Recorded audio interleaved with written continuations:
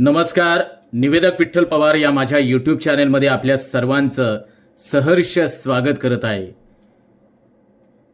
कुस्त्यांच्या कार्यक्रमाचं सूत्रसंचालन कसं करावं, कुस्तीची असलेली परंपरा, कुस्तीचं महत्त्व आणि सहभागी मल्लांचं कौशल्य लक्षात घेऊन आपल्याला प्रभावीपणे सूत्रसंचालन करावं लागतं. या व्हिडिओच्या माध्यमातून मी तुम्हाला सूत्रसंचालनाचा क्रम आणि त्याचं विश्लेषण या ठिकाणी मी देत आहे. तत्पूर्वी निवेदक विठ्ठल पवार या यूट्यूब चॅनेलवर जर आपण नवीन असाल तर माझ्या यूट्यूब चॅनेलला प्रथम सबस्क्राईब करा.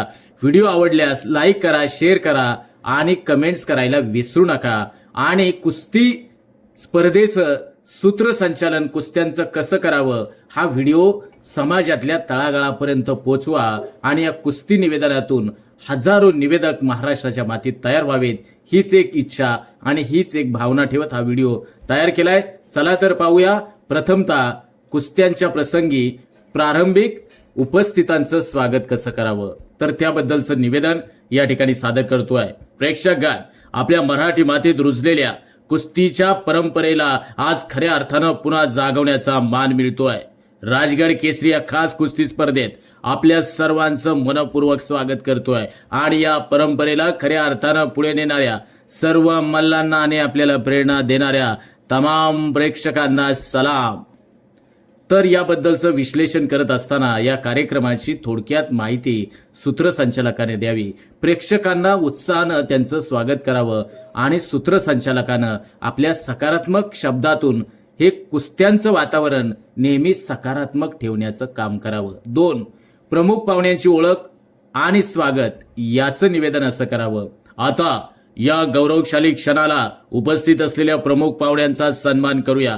आपल्या कार्यक्रमाला उपस्थित असलेलं पाहुण्यांचं नाव, पद आणि त्यांनी या ठिकाणी हजेरी लावली आहे त्यांचं स्वागत करताना आम्हाला विशेष आनंद होतोय.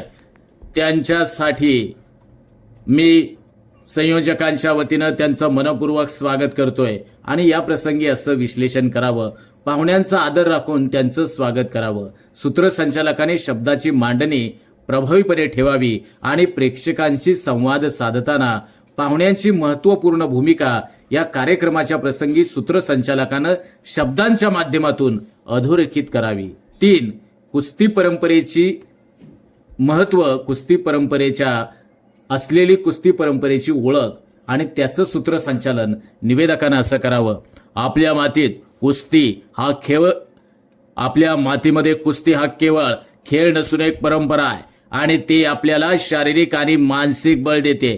कुस्तीच्या माध्यमातून महाराष्ट्रानं अनेक नामवंत मल्ल देशाला दिले आहेत आणि आजच्या या स्पर्धेत देखील आपल्याला ते सामर्थ्य पुन्हा एकदा अनुभवायला मिळते.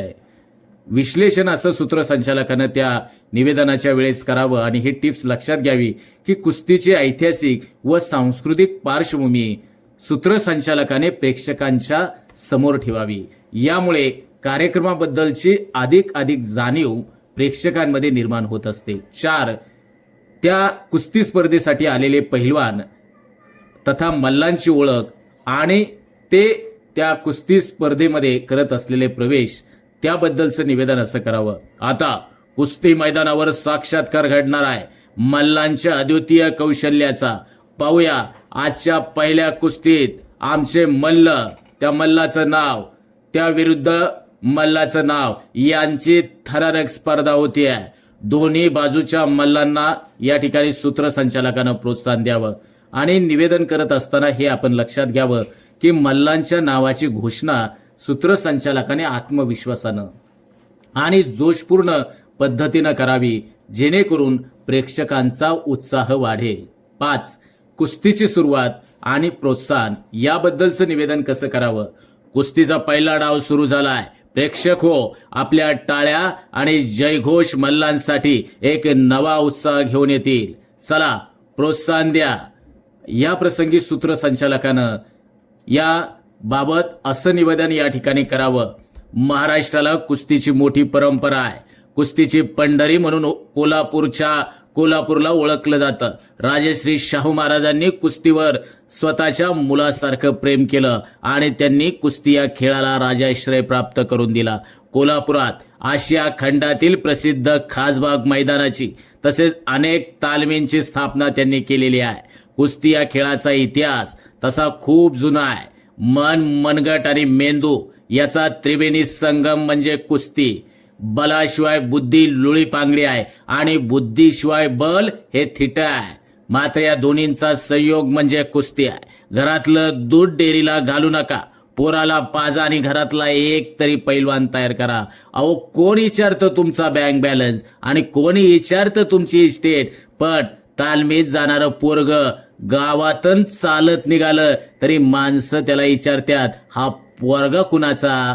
एवढं विचारलं तरी आपलं पैसे पिटलं. अहो, तुम्हाला नसलं पैलवान होता आलं, पण तुम्ही पैलवानाचं बाप व्हा, असं कुस्तीप्रेमींना त्यांच्या अस्सल ग्रामीण भाषेत भावनिक आवाहन निवेदक करत असतो. संपूर्ण वातावरणात चैतन्य निर्माण करत असतो आणि प्रेक्षकांच्या बोलीभाषेत सूत्रसंचालकानं निवेदन केल्यानं त्या निवेदनाला विशेष असा परिणाम पडतो. कुस्ती परंपरेतील संदर्भ आणि किस्से यांची माहिती सूत्रसंचालकानं अशी सांगावी. कुस्ती निवेदन करताना कुस्तीच्या प्राचीन कालखंडापासून ते आधुनिक कालखंडापर्यंत अखंड वर्णन या कुस्त्यांमध्ये निवेदकाला करावं लागतं. महाराष्ट्राला कुस्ती या खेळाची परंपरा मोठी आहे. रामायण, महाभारत आणि इतर महाकाव्यामध्ये साहित्यामध्ये सुद्धा कुस्तीची वर्णन केलेले आहे आणि अशा रीतीने निवेदनामध्ये याचे संदर्भ दिले जातात. आदर्शवत आणि नैतिक प्रबोधनपर निवेदन कुस्तीमध्ये केलं जातं, हे आपण सर्वांनी लक्षात घ्या. आणि या प्रसंगी असं बोलावं, आखाड्यातील एखाद्या पैलवानानं कुस्ती मारताच मैदानामध्ये निवेदक पुकारतात, शुद्ध बीजापुटी, फळे रसाळ गोमटी, आंब्याच्या झाडा आंबेच येतात, लिंबोळ्या नाहीत. घरचा संस्कार चांगला पाहिजे. मुलं आकाशातून पडलेली नाहीत. आपलं संस्कार कुठं कमी पडतात ते बघा. मुलं आपलीच असतात, संस्कार महत्वाचे असतात, अशा खड्या आवाजामध्ये निवेदक बोलतात आणि यासारख्या विविध गोष्टींचे संदर्भ निवेदक आपल्या शैलीतून देत प्रबोधनपर निवेदन कुस्त्यांमध्ये करत असतात. हे नवोदित सूत्रसंचालकांनी लक्षात घ्यावं. जुन्या गाजलेल्या प्रसिद्ध मल्लांच्या लढतीचं देखील वर्णन निवेदकाला करावं लागतं. कोणी कोणत्या डावावर कोणाला चितपट केलंय याचा रंजक इतिहास आपल्या शेलक्या वर्णन शैलीमध्ये निवेदकाला कुस्ती शौकीनापुढे मांडावा लागतो. निवेदकाकडे सूचकता आणि हजरजबाबीपणा तो असावा.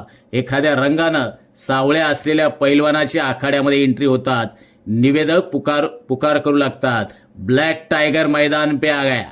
त्याला काही जण हसतात आणि त्यांना ते सांगतात, हसू नका, अहो प्रभू रामचंद्र देखील काळेच होते.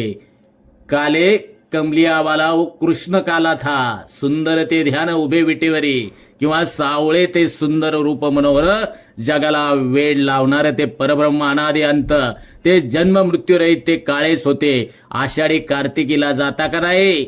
अरे लाखोंच्या मिठ्या पडतात काळ्याला. त्यामुळं काळ्याला फार महत्व आहे. आकाशातील काळ्या ढगांनी तोंड काळं केलं तर आपली तोंड बघण्यासारखी होतात आणि एखाद्या सुवासिनीच्या अंगावर किलोभर सोनं आहे पण काळा पोतच नाही. काय करायचंय त्या सोन्याला? म्हणून काळ्या रंगाला फार महत्व आहे, त्याला कमी लेखू नका. असं विनोदी बुद्धीनं हजरजबाबीपणानं निवेदन करून निवेदकाला कुस्ती शौकीनांना मैदानामध्ये कसं खिळवत ठेवावं लागतं. स्पर्धेच्या ठिकाणी येणारे पाहुणे, वस्ताद मंडळी यांची नावे पुकारतात. त्यांचे स्वागत आपल्या निवेदनातून निवेदकाला करावं लागतं. त्यासाठी निवेदकाला त्या व्यक्तींची अचूक ओळख असणं गरजेचं आहे, हे आपण या ठिकाणी लक्षात घ्या.